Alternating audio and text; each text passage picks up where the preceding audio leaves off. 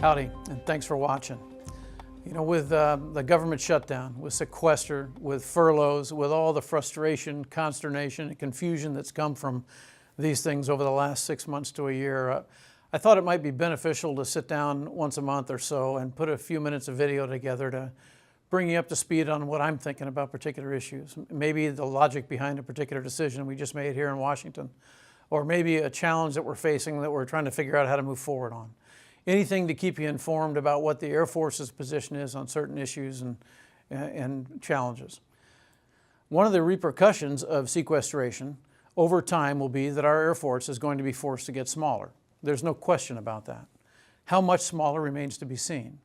And it'll be a balance between capability, capacity, and readiness that we're going to be walking for the next 10 years.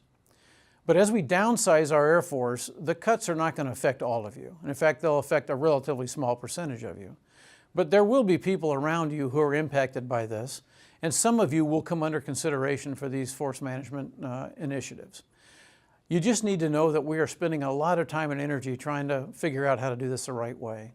First, it's always better to look for people who voluntarily separate and make this as positive an experience as we can make it as you leave and finish contributing the great service you've brought to our Air Force. We'll be forced in some cases to go to non-voluntary measures.